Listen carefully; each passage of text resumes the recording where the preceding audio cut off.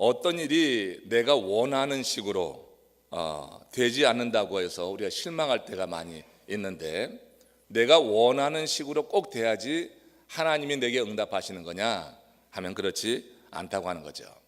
여러분, 내가 원하는 식으로 하나님이 응답하지 않고 내가 원치 않는 그런 식으로 내 삶이 그렇게 펼쳐지게 될 때 우리는 쉽게 좌절하지만 거기에도 하나님의 뜻이 있다고 하는 것을 많은 분들이 그렇게 고백을 합니다.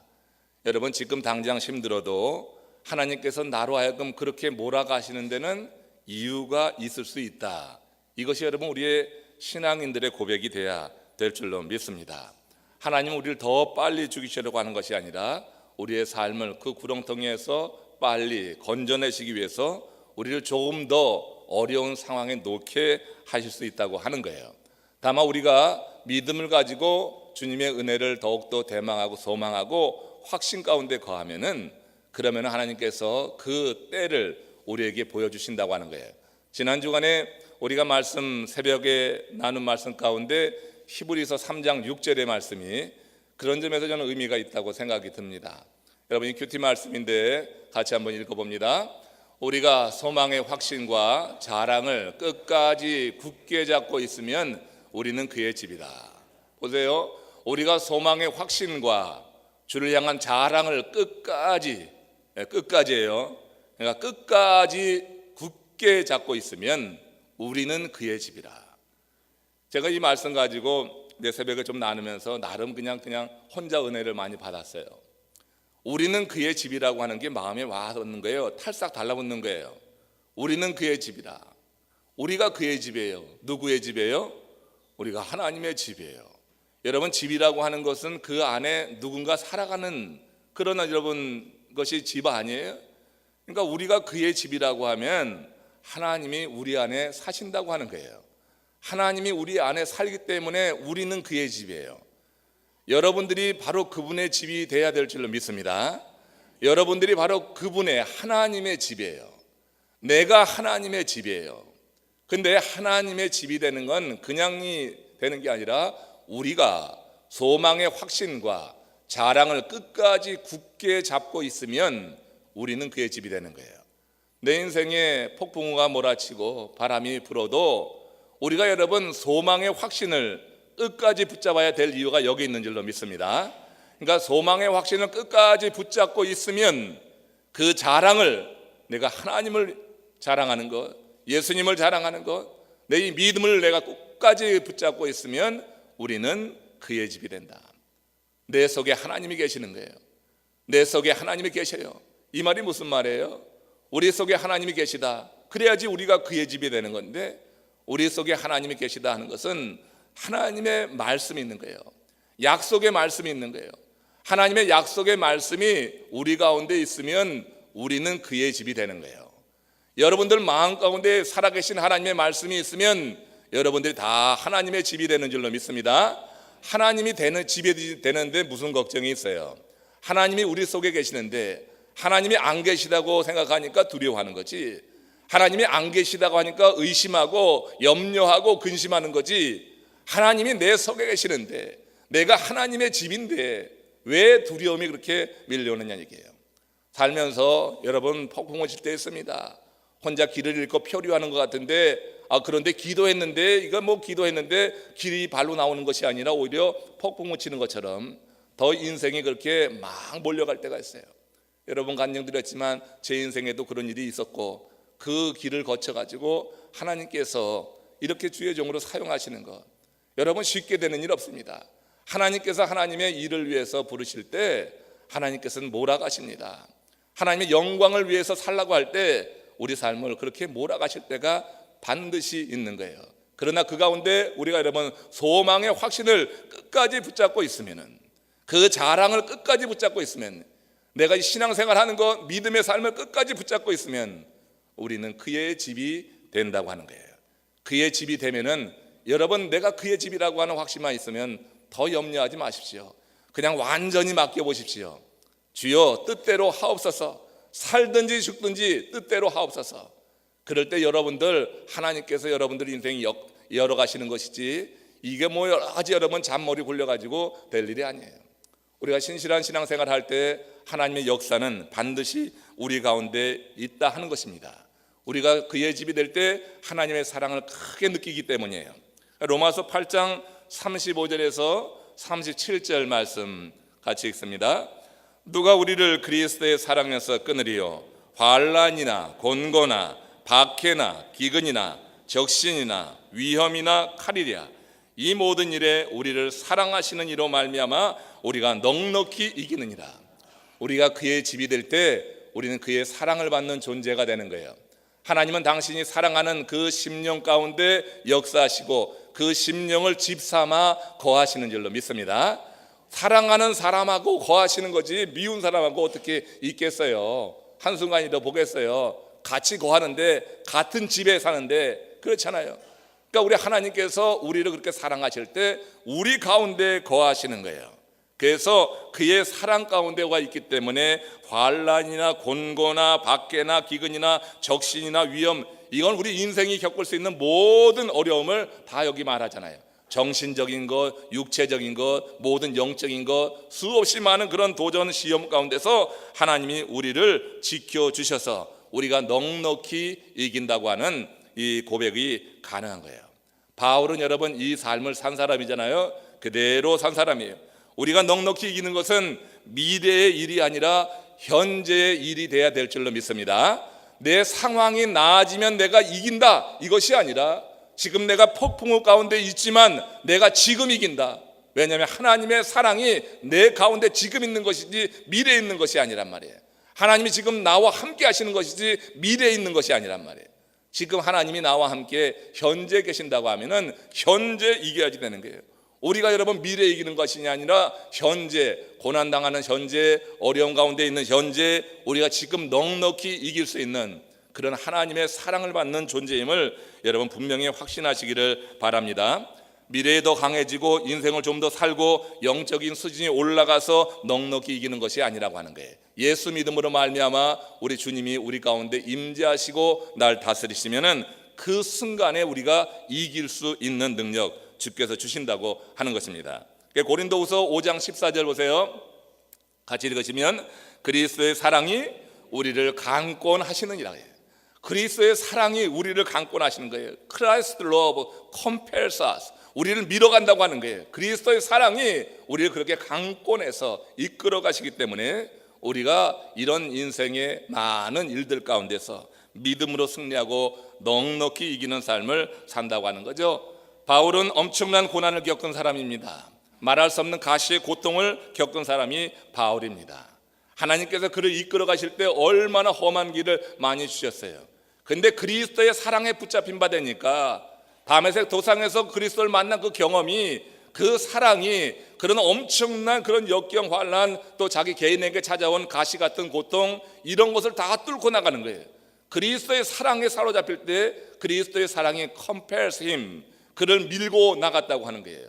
이런 것에 장애, 어려움에 주저하지 않고 그리스도의 사랑이 그를 강권해서 그렇게 뚫고 나가는 힘을 갖게 했다고 하는 거예요. 바울의 삶은 앞으로 전진하도록 강권한 것, 그것이 그리스도의 사랑이었다. 여러분들 모든 사람이요 살아있다고 하면은 그들의 삶을 지금 이끌고 가는 뭔가 있는 것이에요. 여러분들이 지금 살아있잖아요. 우리가 지금 살아 존재한다고 하는 것은 내 삶을 이끌고 가는 그 무엇이 있어요. 세상 사람들 같은 경우에 어떤 인생의 정욕이나 그가 꿈꾸고 있는 그런 미래나 뭐 이런 것이 그를 사로잡기도 하고, 어떤 사람은 미움이나 증오나 어떤 이런 것들이요 그의 삶을 이끌고 가는 사람도 있어요. 사는 목적이 복수하기 위해서, 사는 목적이 어느 누군가에 대해서 원망하고 그런 마음을 가지고 그 원망이, 어떤 미움이, 복수심이 그를 삶으로 그를 살게 하는 이유가 되는 사람도 있어요. 그런 사람들이 있잖아요. 영화에 가끔 보면은. 여러분, 왜 내 삶을 이끌고 가는 것이 과연 무엇이냐 얘기예요. 내 삶을 지금 밀고 가는 것이 과연 무엇이냐. 바울은 그를 그리스도의 사랑이라고 했어요. 그리스도의 사랑이 그를 밀고 가니까 온갖 어려움 그것 가운데도 지지 않고 넉넉히 이기는 하나님의 사람이 될 수 있었다고 하는 것입니다. 여러분, 교회를 이끌고 가는 것도 있어야 되고, 여러분들의 가정을 이끌고 가는 것도 있어야 되고, 여러분 좀 더 구체적으로 내 삶을 이끌고 가는 것이 그리스도의 사랑이 될 때 여러분들의 삶에 자족감이 있게 될 줄로 믿습니다. 내 삶에 자족감이 없는 것, 내 스스로 행복하지 않다고 하는 것, 그건 여러분 뭔가 좀 어떤 문제가 있는 것이죠. 그리스도의 사랑 가운데 덮여 살 때 그리스도 사랑인 내 삶을 이끌어 간다고 하면 바울과 같이 내가 기뻐한다고 하는 것, 어떤 상황 속에서도 항상 기뻐하는 그런 삶을 살 수 있을 것이라고 하는 것입니다. 그리스도의 사랑에 의해서 강권된 자가 누리는 것이 있는데 그게 바로 기쁨과 평안이라고 하는 거예요. 우리 그리스도의 사랑으로 이미 지불된 영적인 복이 기쁨과 평안이에요. 예수 그리스도께서 이제 십자가를 향하여 이제 점점 가까이 다가가시는 그런 우리 이 사순절 기간에 있는데, 우리 그리스도의 십자가 사건은 뭡니까? 우리가 그 사건을 믿는다고 하는 것은 주님께서 이미 우리들을 위해서 우리가 누릴 수 있는 기쁨과 평안, 그 값을 지불했다고 하는 거예요. 우리가 죄에 놓여 있을 때는 절대 기뻐할 수가 없습니다. 죄의 지배를 받을 때는 평안이 있을 수 없습니다. 그런데 예수님이 십자가에 달린 것은 우리의 죄값을 어떻게 해요? 대속한 것이거든요. 믿으시기를 축원합니다. 믿으시기를 축원합니다. 여러분, 예수 그리스도의 십자가의 사건은 내 죄값을 지불한 거예요. 사람이 죄에 있는데, 죄 가운데 있는데 기뻐한다고 하는 것은 이게 뭐가 잘못된 거예요. 그건 버림받은 사람이에요. 그건 완전히 망할 사람이에요. 망할 사람은 죄 가운데 있으면서 그냥 기뻐하고 히히덕거리고 살 수 있어요. 그렇지만 구원받을 사람, 영생에 이를 사람이 어떻게 죄 가운데 있는데 기뻐하냔 말이에요. 우리가 여러분 기뻐할 수 있는 것은 이미 예수 그리스도께서 2000년 전에 십자가 그 사건을 통해서 우리의 죄값을 지불하셨기 때문에 이제 믿는 사람들은 기뻐할 수 있는 거예요. 여러분, 그 이후 오래전에 우리의 죄값을 지불하신 주로 인하여서 성도들은 기쁨과 평안을 누릴 수 있다고 하는 거예요. 이게 교리적으로 이해되지 않고 여러분들의 실존적으로 체험적으로 이해되시기를 주의 이름으로 축원합니다. 여러분, 교리적으로 이해하는 것과 내가 그렇게 실존적으로 경험적으로 이해하는 것은 다른 거예요. 그래서 여러분들이 십자가를 볼 때 그래서 감사가 나오는 거고, 그 십자가를 볼 때 주의 은혜가 뼛속 깊이 사무칠 때 바로 이 기쁨과 평안을 누릴 수 있다고 하는 것입니다. 대서양을 횡단하던 비행기가 일반화되지 않았던 그때입니다. 오래전 이야기인데, 여러분 이런 이야기는 가끔 들었을지 모르겠어요. 한 청년이, 유럽 청년인데 미국 여행을 꿈꾸었습니다. 그는 열심히 일했습니다. 간신히 크루즈 티켓 하나를 구입했습니다. 마침내 대망의 미국행에 나섰어요. 근데 배에 오른 이 청년이 식사 시간마다 그 배 한쪽 구석에 쭈그리고 앉아가지고 치즈와 과자를 먹고 있는 거예요. 그 식당을 드나들던 손님 가운데 매 시간마다 이 청년이 그 한쪽 구석에 쭈그리고 앉아가지고 거기서 치즈와 과자만 먹는 것을 주의 깊게 봤습니다. 그러다가 여행이 끝나갈 무렵에 궁금해서 그 청년에게 물었어요.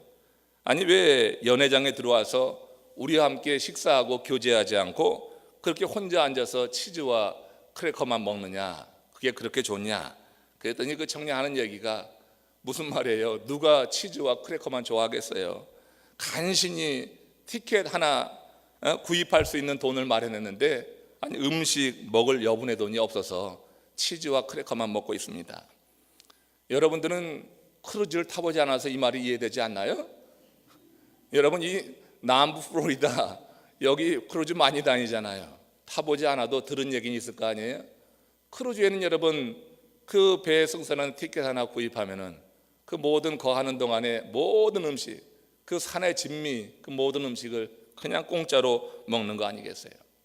여러분, 근데 주의 은혜 안에서 구원을 받아서 그 구원의 방주에 승선하고도 주님께서 이미 지불하신 그런 은총이 있다고요. 주님께서 이미 지불한 거예요.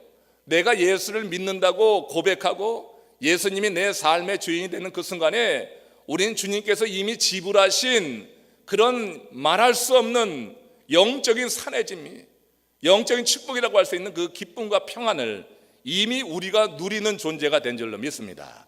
근데 여러분, 주님을 믿는다고 하면서도 이 기쁨을 잃어버리고 사는 거예요. 예배하는데 아무 기쁨도 없고, 찬양하는데 기쁨이 없고, 하다고 하면은 여러분들이 마치 그 크루즈에 승선했지만 한쪽 구석에서 치즈와 크래커만 먹고 있는 그 청년과 다름이 없다고 하는 거예요. 물론 의지적으로 될 일도 아니겠지만 주님이 베푸시는 은혜가 정말 충만해야지 될 일이지만 여러분들 이 사실에 대해서 알고나 있으세요. 그리고 은혜를 구하세요. 그리고 기도하시면서 예배하면서 주님의 은총 안에서 그 기쁨과 그 평안을 누리시기를 축원합니다. 우리 주님이 보실 때 정말 신실한 사람들이 볼 때 왜 저 사람은 이 구원의 방주에 승선해서 여전히 세상의 근심과 걱정의 두려움 그 치즈와 크래커만 먹고 있는가? 옆 사람이 안타까워하는 경우가 있어요. 제가 볼 때도 그런 분들이 있단 말이에요. 구원의 방주에 승선했는데 세상 염려 걱정에 사로잡혀서 그냥 그 세상 염려 걱정에 크래커 치즈만 먹고 있어요. 주께서 마련하신 이런 영적인 산의 진미가 있는데 그 산의 진미를 누리지 못하고 그냥 크래커만 믿고 있는 거예요. 그러니 얼마나 이 승선하고도 기쁨이 없어요. 그냥 배 타고 가는 거지 그 배를 타고 나서 거기에서 누리는 기쁨을 경험하지 못하는 경우들 많이 보게 되는 거예요. 이미 지불하신 주께서 우리를 위해서 지불하신 거예요. 내가 예수를 믿는다고 고백하고 진심으로 주를 영접할 때 이미 지불하신 그 기쁨과 평안은 바로 여러분들 것인 줄로 믿습니다. 우리 거예요. 그러니까 우리 걸 우리가 여러분 누려야죠. 주 안에서 예배하고 찬양할 때 우리에게 이미 주신 그 기쁨과 평안이 내 삶을 다스리는 삶을 우리가 경험한다고 하면 여러분 이전과 전혀 다른 내 인생에 그런 여러 가지 문제가 있지만 그 가운데서도 여러분 이거 우리가 놓치지 않고 살아가게 될 때 새로운 날이 오는 거예요. 반드시 임하게 되는 거예요. 그런 소망이 여러분들에게 늘 있길 바라고 굳건히 붙잡기를 축원합니다. 그래서 우리가 하나님의 집이 되는 것, 하나님의 집이 돼서 그런 것을 누리는 삶이 바로 성도들에게 하나님이 허락하신 아주 놀라우신 은총이라고 하는 거예요. 창세기 17장 5절 말씀 보십시오.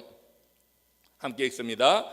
이제 후로는 내 이름을 아브라함이라 하지 아니하고 아브라함이라 하리니 이는 내가 너로 열국의 아비가 되게 함이니라. 자, 하나님께서 아브라함이 이삭을 얻기 20년 전에 그를 가리켜서 뭐라고 했냐면 열국의 아비가 되게 될 것이다. 아니 이삭도 못 얻었는데 자식이 하나 없는데 그런데 열국의 아비라고 하는 것은 굉장히 많은 그런 민족의 아비가 될 것이라고 하는 건데 이게 여러분 어느 말 같기나 하겠어요. 그 나이도 많아지는데. 그런데 지금 이 말씀에서 하나님이 이 말씀을 아브라함에게 주실 때 이걸 성서학자들이 찾아낸 게 뭐냐면 이것이 문법적으로 현재 완료 시제라고 하는 거예요. 이삭을 얻기도 전인데 지금 이 기록된 이 말씀 아브라함에게 주신 이 말씀은 미래형이 아닌 거예요. I have made you a father of many nations. 그래가지고 이미 현재 완료가 돼버렸어요. 미래 일이 아닌 거예요. 하나님은 아브라함에게 아들을 주기로 계획했어요. 근데 계획한 것을 마치 지금 현재 이루어진 것처럼 아브라함에게 약속하셨다고 하는 거예요. 그러니까 우리 입장에서 이 말을 아브라함 입장에서 이 약속을 믿음으로 받으면은 그게 현재 누려져야지 된다고 하는 거예요. 현재 완료형으로 주었기 때문에 아브라함은 하나님을 신뢰하고 믿기만 하면 되는 거예요. 근데 그가 믿음이 중간에 좀 흔들려 가지고 그만 이스마엘을 얻는 관계로 인해서 지금 중동에 많은 문제가 일어나는 뿌리가 되었다고 하는 그런 이야기를 하는 겁니다. 하나님을 끝까지 신뢰하고 믿는다고 하는 것이 참 많은 도전이 있는 거예요. 하나님은 우리에게 분명히 약속해 주셨는데 우리는 우리의 경험과 우리의 생각을 가지고 그 약속을 자꾸 어떻게 해요? 분석하고 나누고 그리고 이해될 것만 골라서 믿는단 말이에요. 믿음이라고 하는 것은 내 생각으로 내 경험으로 이해될 것만 추려가지고 믿는 게 믿음이 아니라 통째로 받는 것이 믿음이 돼야 될 줄로 믿습니다.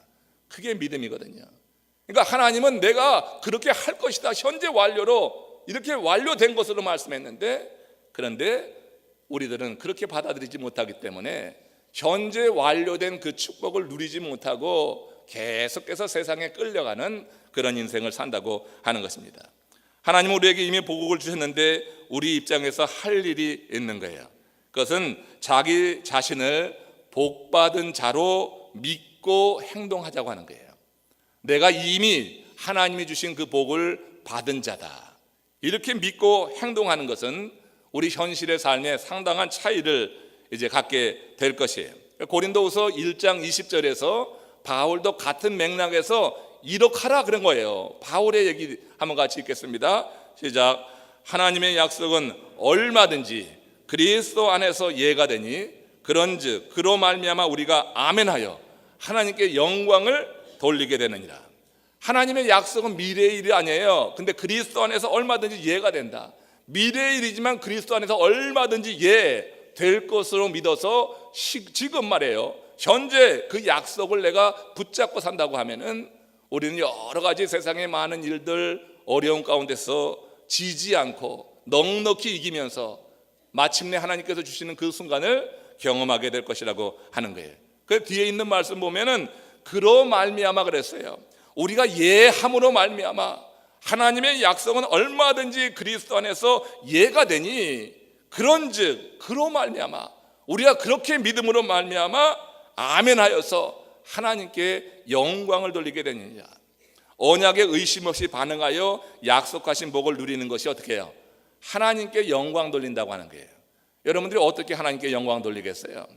내가 하나님께 영광 돌리는 삶을 살게 하옵소서 하는데 여러 가지로 영광 돌릴 수 있는데 하나님이 영광을 받으시는 일 가운데 하나가 하나님이 언약으로 하신 말씀을 우리가 믿음으로 받아서 아멘 하는 것을 하나님은 기뻐하셔서 그런 삶을 통하여서 하나님은 영광을 받는다고 하는 거예요. 하나님께 영광 돌리시기를 축원합니다. 그래도 아멘 안 해요. 하나님께 영광 돌리기를 축원합니다. 하나님께서 약속하신 언약의 말씀이 있어요.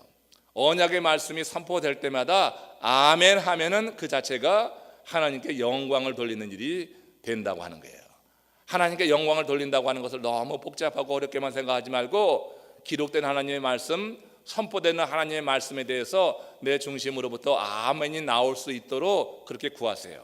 그것도 성령이 행하시는 일이 돼야지 돼요. 사람이 의지적으로만 하면 몇 번 하다가 또 그냥 또 시큰둥해져 버리고 말아요. 아멘 소리가 작아지잖아요, 점점.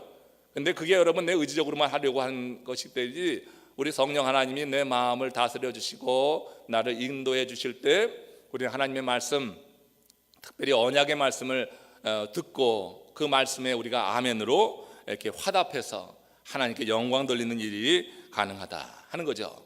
자, 우리는 주 안에서 영생의 약속을 받았습니다. 그러나 이 땅에서 육신으로 영원히 살 수는 없는 일이에요. 다만 우리는 이 땅에서 영원히 사는 삶을 준비할 수는 있어요. 이 땅에 영원히 살지는 못하지만 우리가 살아있는 동안에, 숨 쉬는 동안에 우리가 영원히 살 수 있는 그 삶을 준비한다. 바울이 위대한 점이 바로 이 일을 실행에 옮긴 거예요. 바울도 영원히 살 것을 알지 못했잖아요. 이 땅에서는 영원히 못 살아요. 그렇지만 그의 삶이 이제 이 땅의 삶을 정결하고 나면 영원히 살 것을 그는 믿었어요. 그래서 그 삶을 준비하는 삶이 바로 바울의 인생이었어요. 빌립보서 3장 7절에서 9절은 그래서 더 큰 의미가 있는 겁니다. 같이 읽어봅니다. 내게 유익하던 것을 내가 그리스도를 위하여 다 해로 여길 뿐더러 또한 모든 것을 해로 여기면 내 주 그리스도를 아는 지식이 가장 고상함을 인함이라. 내가 그를 위하여 모든 것을 잃어버리고 배설물로 여김은 그리스도를 얻고 그 안에서 발견되려 함이라. 여러분, 이게 바로 바울의 삶이었어요. 대부분의 사람들은 심정적으로 바울의 이 고백에 동의를 해요. 여러분도 심정적으로는 이 말에 공감하고 동의해서 아멘 하시죠? 그런데 여러분, 이런 삶을 여러분들이 정말 살 수가 있는가 하면은 여기는 퀘스천 마크가 붙게 돼요. 현재 우리가 많이 이 삶을 살지 못하기 때문에 오히려 사람들 가운데 상당수가 바울이 버린 것을 다시 줍는 것을 인생의 목적으로 삼고 사는 경우가 있어요.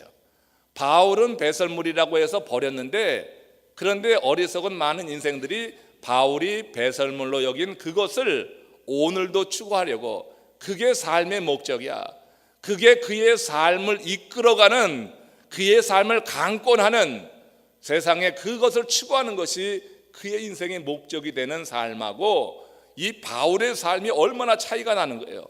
바울의 그 삶의 퀄리티하고 세상의 그 많은 사람들이 바울이 버린 것을 추구하며 살아가는 그 사람들의 삶의 퀄리티가 얼마나 다르겠어요. 우리가 여러분 이 빌립보서에 있는 말씀을 읽을 때 참 은혜롭다 이렇게 말합니다. 어떻게 그럴 수 있을까?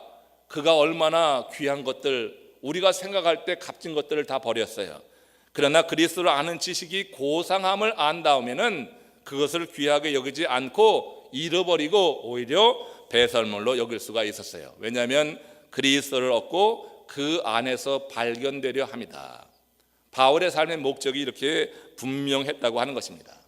우리가 여러분 인생을 살면서 정말 바울이 버린 것을, 그걸 줍는 것을 인생의 목적으로는 삼지 말자. 적어도 우리가 이렇게 바울처럼 살지는 못한다 할지라도 그래도 흉내는 한번 내보고, 또 주의 은혜가 우리 가운데 임하면 흉내가 아니라 실제로 그런 삶을 살아가는 사람들이 오늘 이 시대에도 그래도 가끔 있는 거예요. 그렇게 살아가기도 하죠. 바울이 버린 거, 그거 다 주워 모으는 것이 인생의 목적이고 그것이 내 삶을 컴펠스 하는, 강권하는 것이 된다고 하면 얼마나 하나님께 부끄러운 것이 될 것인가. 바울은 약속을 한 후에 하나님의 언약의 말씀을 받은 이후에 세상의 가치관과 다른 가치관으로 구별된 삶을 살기로 작정하였기 때문에 이렇게 고백하고 그 삶을 추구하며 나갈 수 있었다고 하는 거예요. 이런 바울이야말로 하나님이 거하시는 집이다, 그렇게 말할 수 있을 거예요. 그래서 고린도전서 3장 16절에서는 너희가 하나님의 성전인 것과 하나님의 성령이 너희 안에 거하시는 것을 알지 못하느냐 하면서, 그 바울은 지금 여기 히브리서에 있는 그 말 같은 맥락에서 이해될 수 있는 거 아니에요. 너희들이 하나님의 성전이다. 성전이라고 하는 것은 그 안에 하나님의 영이 머무시는 거예요. 하나님이 계시기 때문에 하나님의 성전이 되는 거예요. 하나님께서 우리에게 역사하시는 것은 우리가 하나님의 성전으로 살아갈 때 하나님은 우리의 삶을 아주 구체적으로 살펴보시고 우리의 삶 가운데 구체적으로 역사하시면서 살아계심을 증거하신다고 하는 겁니다. 이런 삶을 누린다고 하면 바울이 했던 이 고백 아마 우리도 할 수 있을 것 같아요. 우리가 이 바울이 얼마나 위대한 신앙의 삶을 살았는지 부러워하는데, 이 부러움이 저와 여러분들의 삶에 그런 실행이 될 수 있기를, 그렇게 구하며 살 수 있기를 축원합니다. 워싱턴에 한국전쟁기념비가 있습니다. 한국전쟁기념비에 뭐라고 거기 문구가 써 있는지 여러분 아십니까? 거기 가보신 분들은 그 한국전쟁기념비에 이렇게 써 있는 것을 다 보셨을 거예요. Freedom is not free. 프리덤은 자유죠. 뒤에 free라고 하는 것, 또 자유로도 생각하지만 그 뒤에 있는 free는 공짜다, 거저 얻는 것이다, 이렇게도 해석이 되잖아요. Freedom is not free. 자유라고 하는 것은 거저 되는 것이 아니다, 대가를 치루어야지 되는 것이다, 이런 얘기죠. 진정한 자유라고 하는 것은 is not free. 그것은 거저 얻을 수 있는 것이 아니라고 하는 거예요. 우리가 진정한 영성, 거룩하게 된다고 하는 것, 신실한 삶이라고 하는 것, 그것도 저는 마찬가지라고 생각해요. 여러분, 구원은 순간적입니다. 예수 믿음으로 말미암아 우리가 구원 순간적으로 받을 수 있습니다. 그리고 그 순간적으로 받은 구원이 영혼까지 이어진다고 하는 것도 우리는 고백합니다. 그러나 사람이 거룩하게 된다고 하는 것은 계속해서 반복적으로 이루어질 일이라고 하는 거예요. 그래서 대가를 치러야지 되는 거예요. 바울은 그래서 말했습니다. 경건에 이르기를 훈련하라, 그래 말한 거예요. 구원은 일시적, 순간적이지만 이 땅에 우리가 살아있으면서 하나님의 일을 이루는 가운데 하나님께 영광을 돌리는 그 거룩한 삶은 계속될 일이어서 경건에 이르기를 훈련하라고 하는 거예요. 예수님은 좁은 문으로 들어가라고 했고 좁은 길로 가라고 그랬어요. 좁은 문으로 들어가는 것은 일시적입니다. 문을 여는 것은 한순간입니다. 그렇지만 좁은 길을 가는 것은 계속되고 지속돼야지 될 일이에요. 성도들의 삶은 예수를 믿음으로 말미암아 좁은 문을 연 거예요. 좁은 문 열고 끝났습니까? 좁은 길을 가는 것입니다. 이 좁은 길을 가는 것은 지속돼야지 될 일이라고 하는 거예요. 그게 하나님의 은혜가 필요합니다. 그 좁은 길을 가기 위해서 우리는 그의 집이 되어야지 되는 거예요. 그 좁은 길을 가기 위해서 우리는 하나님의 성전이 되어야지 되는 거예요. 하나님의 성전이 된 사람들이 고백하는 이 고백, 이 바울이 고백했던 이 아름다운 고백이 우리 단순히 입술만의 고백이 아니라 내 삶으로 사라져서 여러분 삶에 보다 자족함이 있기를 바라고, 하나님이 동행하시고 지도하심으로 인한 그와 같은 영적인 복으로 여러분들이 이 기쁨과 평안 함께 누리기를 바랍니다. 인생의 한쪽 구석에 쭈그리고 앉아서 치즈와 크래커만 먹었던 그런 청년처럼 되지 말고, 우리 이 구원의 방주에 올랐는데 이미 다 지불하신 그 기쁨이 있어요. 그 평안이 있어요. 오늘 이 아침에 바로 기도 중에 여러분 그 기도, 그 기쁨과 평안이 우리 모두에게 누려지시기를 주님의 이름으로 축원합니다.